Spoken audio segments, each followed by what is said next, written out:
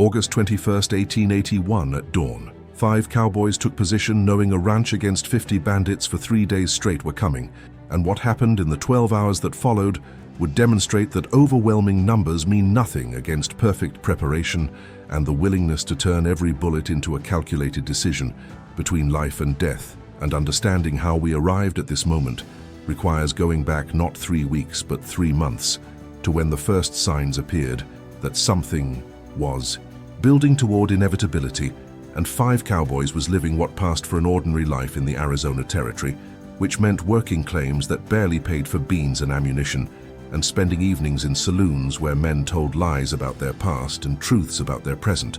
And the present was hard in ways that Eastern newspapers never captured because the West wasn't adventure. It was attrition, was the slow grinding down of hope and health, and the naive belief that hard work guaranteed anything except more hard work. And 5 cowboys had been ground down, had seen his youth disappear into played-out minds and bad luck, and the kind of incremental disappointments that don't make good stories but define most lives. And he'd made peace with that, had accepted that he wasn't going to strike it. Rich wasn't going to build an empire, wasn't going to be remembered for anything except maybe the quality of his gravestone, if anyone bothered to buy him one. But then a ranch against 50 bandits for 3 days straight arrived. And arrival wasn't dramatic, was just another group of hard men in a territory full of hard men. Except these particular hard men had decided that the town needed new management, and new management in frontier terms meant everyone who wouldn't submit needed to leave or die. And most people chose to leave, chose survival over principle, chose their families over their pride, and 5 cowboys watched them go. Watched wagon after wagon roll east toward settlements where law meant something more than whoever had the most guns, and each departure felt like a small death, felt like another piece of civilization crumbling back into chaos. And he understood why they left, understood that staying meant risking everything for a town that wasn't worth dying for. Except here's the thing about worth. It's not an objective measurement. It's not something you can calculate on paper. It's something you feel in your gut when you watch people abandon the only community you have, and you realize that if everyone leaves, then there's no community anywhere. There's just scattered individuals running from every threat and living in perpetual retreat. And 5 cowboys was tired of retreating, had spent his whole life retreating from poverty, from violence, from the consequences of choices he'd made and hadn't made. And the idea of retreating one more time from one more threat in one more place felt like the final surrender, felt like admitting that he would spend the rest of his life running and dying. While running seemed worse than dying while standing. So he stayed, and staying meant preparing, because hope without preparation is just fantasy, and he'd had enough fantasy. Had spent too many years hoping things would get better without doing anything to make them better. And this time he would do something, would prepare, would plan, would transform hope into action, and action into results. And the transformation began with information, because you can't fight what you don't understand. And he began studying a ranch against 50 bandits for 3 days straight, the way a naturalist studies a species, learning their patterns, their hierarchies, their individual personalities. Because groups aren't monolithic, are collections of individuals with different motivations and fears and weaknesses. And if you understand the individuals, you can predict the group. And prediction is the foundation of all tactical planning. Because if you know what someone will do, you can position yourself to exploit it.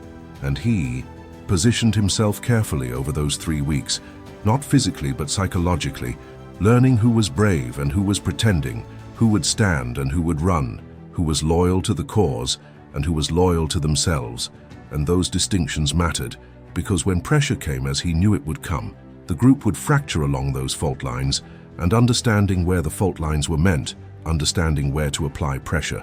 And he applied himself to this study with an intensity that surprised him, because he'd spent so many years drifting through life without passion or purpose that he'd forgotten what it felt like to care deeply about something. And caring deeply hurt in ways that not caring never did, because caring meant vulnerability, meant the possibility of failure, meant that what happened next would matter. And mattering was terrifying, was the opposite of the numb safety he'd cultivated over years of disappointment. But he chose to matter, chose to care, chose to engage fully with the situation, instead of watching it happen from a distance. And that engagement, that commitment transformed him in ways he couldn't have predicted. Because once you decide something matters, once you invest yourself in an outcome, You can't go back to not caring, can't retreat into comfortable numbness, can only move forward into whatever comes next. And what came next was preparation, systematic, detailed preparation that considered every variable, every possibility, every contingency. Because 5 Cowboys understood from bitter experience that luck favors the prepared, and he'd been unprepared too many times, had paid for that unpreparedness in lost opportunities and close calls, and the grinding certainty that he could have done better if he'd only thought ahead. And this time he thought ahead, thought through scenarios and responses and backup plans for the backup plans. Because the thing about complex operations is that something always goes wrong. And the question isn't whether things will go wrong. The question is whether you've prepared for things to go wrong and built enough flexibility into your plan that wrong doesn't automatically mean dead. And he built that flexibility, built it into every aspect of his preparation, because rigidity is fragile, breaks under pressure, but flexibility bends, adapts, survives, and survival was the whole point. Wasn't about glory or revenge or proving anything to anyone, was simply about being alive tomorrow and the day after and the day after that. And each day of aliveness was a victory over the forces that wanted him gone. And so the preparation began in earnest, and 5 Cowboys approached it the way a craftsman approaches a masterwork, with patience that bordered on obsessive and attention to detail so small that most men would have dismissed them as irrelevant. But he'd learned through hard experience that battles are lost in the details, are lost in the small oversights that cascade into catastrophic failures, and he was determined not to lose, not through oversight, not through laziness, not through the kind of arrogance that assumes good enough is actually good enough when your life depends on perfect. And so he made perfect. His standard made it. His obsession made it the framework through which he evaluated every aspect of his preparation, and the preparation was comprehensive, was all-encompassing, touched every element of the coming confrontation, because he understood that advantage is cumulative, that small advantages in multiple areas combine into overwhelming superiority, and he was going to need overwhelming superiority because the numbers were against him, would always be against him, and numbers couldn't be changed, but preparation could be changed, could be improved, could be refined, until it compensated for numerical disadvantage through positional and psychological and tactical advantages that multiplied his effectiveness. And he started with the most basic element, which was his weapon. And the weapon wasn't just a tool, it was an extension of his will, was the instrument through which intention became reality. And that instrument needed to be perfect, needed to function flawlessly under conditions of extreme stress. And so he disassembled it completely, broke it down to every spring and screw and pin, and cleaned each component individually, with an attention to detail that bordered on ritualistic, because ritual creates certainty, and certainty under pressure is the difference between smooth operation and catastrophic malfunction. And he couldn't afford malfunction, couldn't afford the Colt jamming at the wrong moment, or misfiring, or failing to extract a spent cartridge, because any of those failures would mean death, would mean all the preparation was wasted, would mean a ranch against 50 bandits for 3 days straight, would win through his equipment failure rather than their tactical superiority. And he refused to give them that victory, refused to let mechanical failure accomplish what they couldn't accomplish through skill. And so the weapon was perfect, was cleaned and oiled and tested again until he could operate it in complete darkness, could load and unload and clear malfunctions by touch alone, because vision fails under stress, fails when dust fills the air or blood runs into your eyes or the sun is directly in your face. And if you can only operate your weapon by sight, then you can only fight under ideal conditions, and conditions are never ideal, are always compromised by terrain or weather or the chaos that comes when plans meet reality. And reality always wins that contest, always forces adaptation, and adaptation requires knowing your tools so intimately that thought and action merge into immediate response.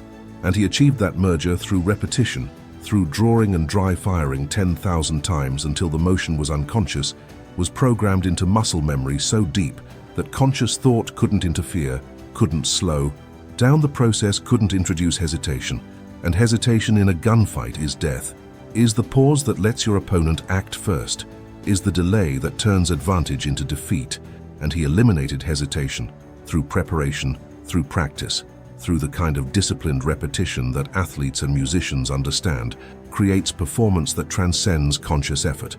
And he needed to transcend conscious effort, because conscious effort is slow, is mediated by thought, is vulnerable to fear and doubt, and the paralysis that comes when your brain realizes you're in a situation where mistakes are measured in mortality. And he couldn't afford that paralysis, couldn't afford to think his way through the crisis, had to feel his way through. It had to trust preparation and training, and the patterns he'd burned into his nervous system through endless repetition. And beyond the weapon, he prepared the ground, because terrain is neutral, but understanding of terrain isn't neutral advantages. Whoever studies it better, and he studied it obsessively, walked every foot of the area where he expected contact to occur, mapped distances and angles and lines of sight, and created in his mind a three-dimensional model of the space that he could rotate and examine from every possible perspective. And that mental model became his tactical Bible, became the foundation for every decision about positioning and movement, and when to engage and when to withdraw. Because withdrawal isn't surrender, is tactical. Repositioning is choosing better ground, and better ground wins fights that worse ground loses. And he chose the best ground possible, chose it carefully, chose it with full understanding of how terrain would shape the battle, would funnel movement, would create opportunities and deny them. And opportunity denied to your enemy is opportunity created for yourself. And he created opportunities through positioning, through understanding that the man who controls the high ground or the narrow passage or the corner with clear sightlines controls the battle, controls the tempo, controls the psychology. Because men attacking uphill or through narrow passages or into clear fields of fire understand viscerally that they're disadvantaged, and that understanding affects decision-making, affects aggression, affects willingness to close distance and press attacks. And 5 Cowboys needed them, affected needed them, uncertain, needed them operating from a position of psychological disadvantage that matched their tactical disadvantage, because psychological and tactical disadvantages compound each other, create a spiral of deteriorating confidence that turns cohesive units into mobs, and mobs into individuals fleeing in different directions, and individuals fleeing can't coordinate, can't support each other, can't maintain the pressure necessary to overwhelm a prepared defender. And he was going to be prepared, was going to be more prepared than any defender in the history of the territory, was going to set a new standard for what preparation meant. And that standard was absolute, was uncompromising, was the kind of thorough planning that professional soldiers would recognize and respect, because 5 Cowboys, despite never having formal military training, understood warfare at a level that transcended training, understood it the way predators understand hunting, through instinct and observation, and the hard lessons that come from survival. And he'd survived long enough to learn. Those lessons had paid for them in scars and close calls and nights wondering if the next day would be his last. And those nights, that uncertainty, that intimacy with mortality, had taught him things that couldn't be taught in classrooms or training grounds, had taught him that preparation is the only shield against chaos, is the only way to impose order on the fundamental disorder of combat.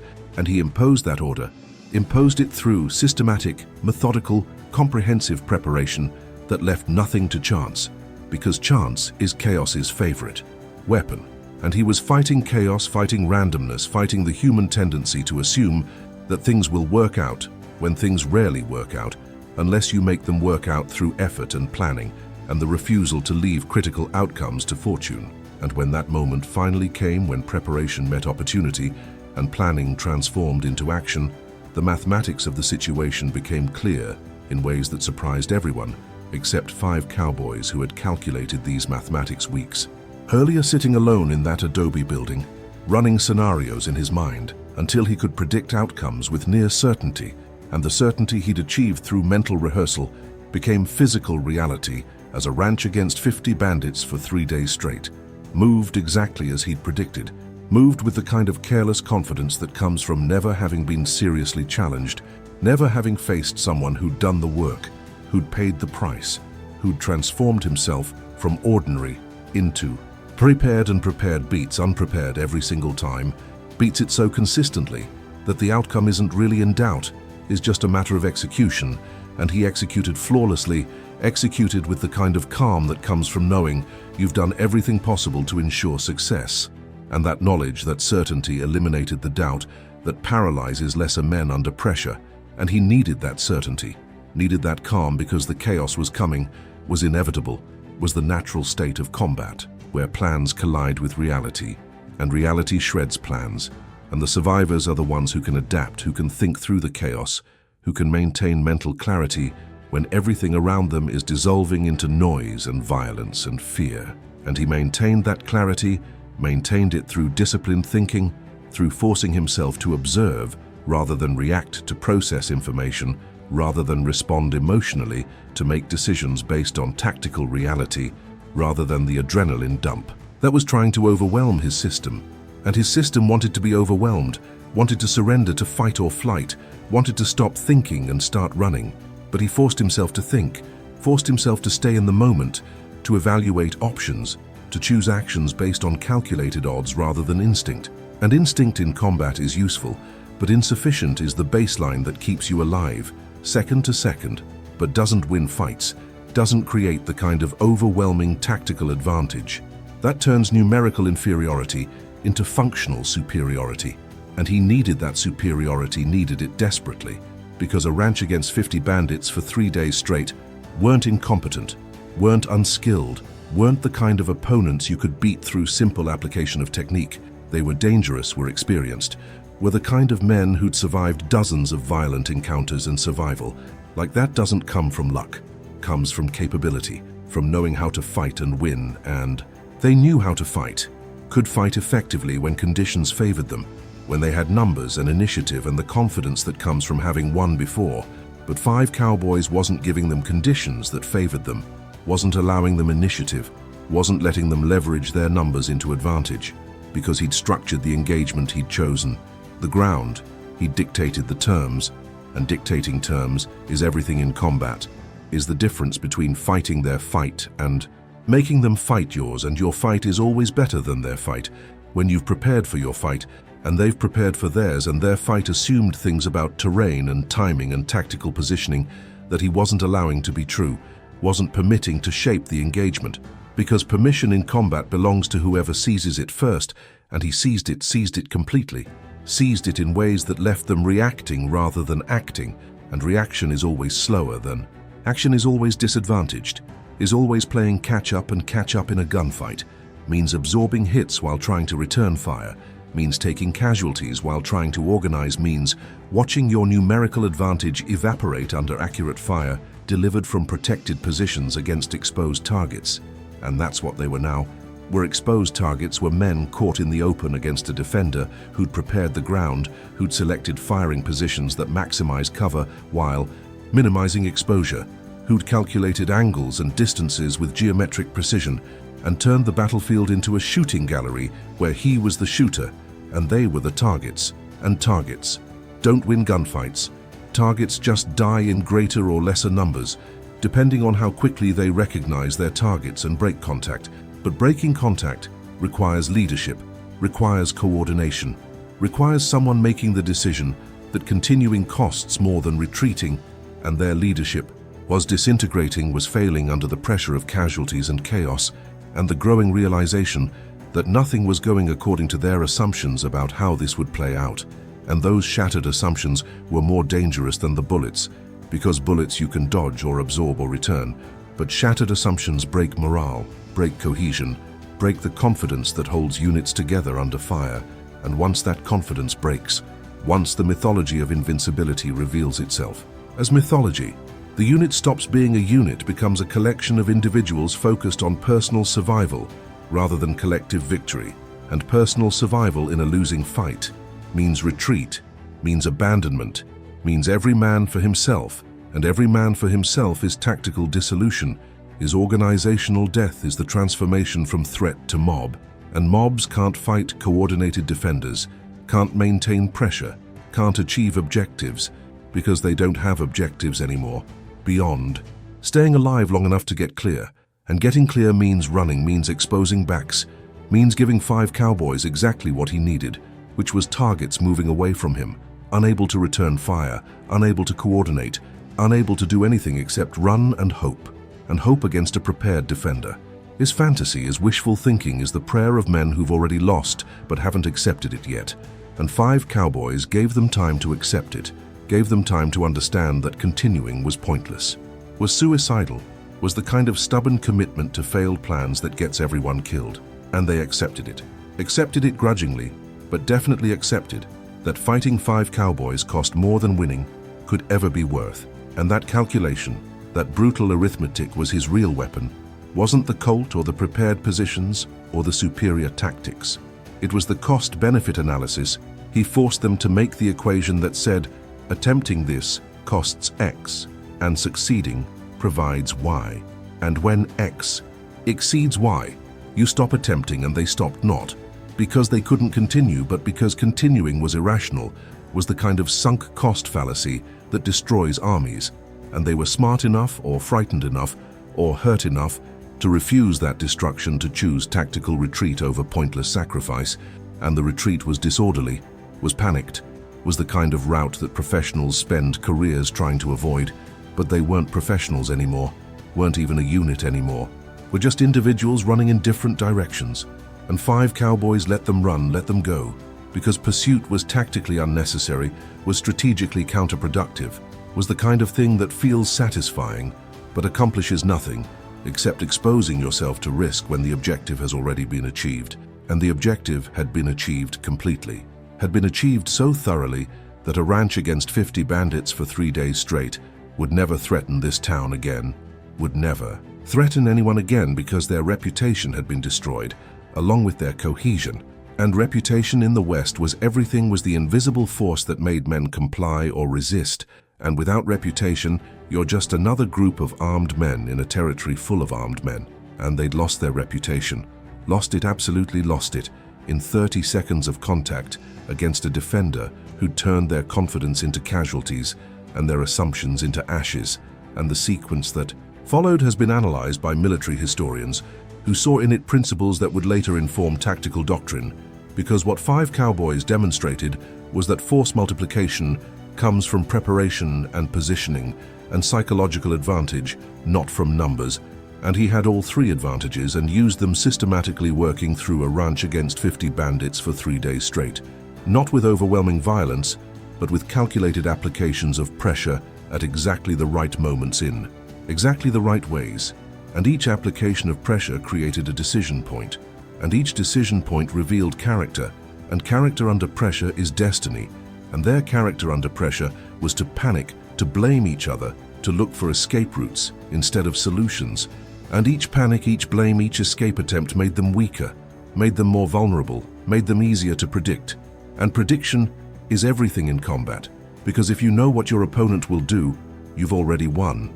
You just have to execute, and execution was clean, was professional, was almost mathematical in its precision, because 5 cowboys had reduced combat to an equation and was solving that equation one variable at a time, and the variables were falling in exactly the order he'd predicted, which isn't to say it was easy, because nothing about violence is easy, even when you've prepared perfectly, because the stakes are absolute, and absolute stakes create stress that no amount of training fully eliminates.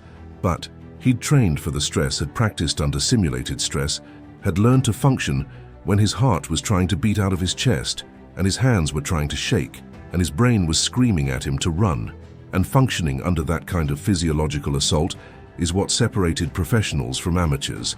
And he was a professional not by training but by temperament, and by the kind of focused preparation that transforms temperament into capability. And that capability was on full display, and a ranch against 50 bandits for 3 days straight had no answer for it, no counter for it, no response except to absorb the consequences of their own poor planning and worse execution. And those consequences accumulated rapidly in ways that changed the tactical situation from assault to defense, and from defense to retreat, and from retreat to rout.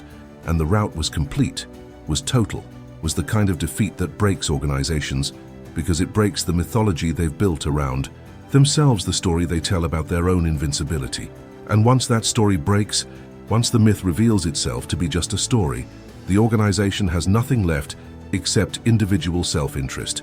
And individual self-interest in a losing fight means abandonment, means every man for himself, means the complete dissolution of whatever unit cohesion might have existed.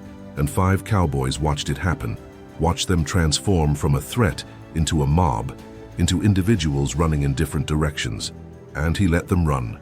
Let them go not out of mercy, but out of calculation, because hunting down scattered survivors would expose him to risk for minimal gain, and his objective had never been to kill everyone. His objective had been to break them, to destroy their will, to make the price of continuing so high that continuing became impossible. And he'd accomplished that objective completely and absolutely. And the aftermath came quickly as word spread, and people who'd been hiding emerged and wanted. Explanations wanted to understand how one man had done what entire groups had failed to do, and 5 cowboys had no good answer for them, because the real answer wasn't something you could teach.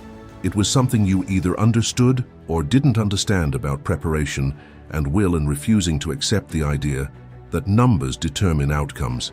And most people didn't understand, that wouldn't understand it, even after watching it happen, because it contradicted their fundamental assumptions about how conflict works. And changing fundamental assumptions requires either extraordinary evidence or personal experience, and they had the evidence but lacked the experience, and evidence without experience is just a story, and stories can be dismissed as exaggeration or luck or special circumstance, and he let them think whatever they needed to think, because their understanding or lack of understanding didn't matter. What mattered was that he'd survived, had accomplished his objective, had proven to himself that preparation and will were sufficient even against overwhelming numerical odds, and that proof, that validation of his approach, gave him something more valuable than reputation or money or public acknowledgement. It gave him confidence, not the false confidence of arrogance, but the earned confidence of someone who has tested himself at the absolute limit and not been found wanting, and that confidence would carry him through the rest of his life, would inform every decision, every challenge, every moment when circumstances demanded more than he thought he had to give, because he knew from direct experience that he had reserves he hadn't tapped, that pain is temporary, but quitting is permanent, that the human body and mind are capable of far more than we typically ask of them, and asking more, getting more, pushing past what seemed like limits, and finding that the limits were illusory. That was the real victory, not the tactical outcome, but the personal growth that came from refusing to accept defeat as inevitable. And that growth, that transformation, couldn't be taken away, couldn't be diminished by time or circumstance or the opinions of others, because it was his and his alone, earned through action, not granted through birth or luck or favor.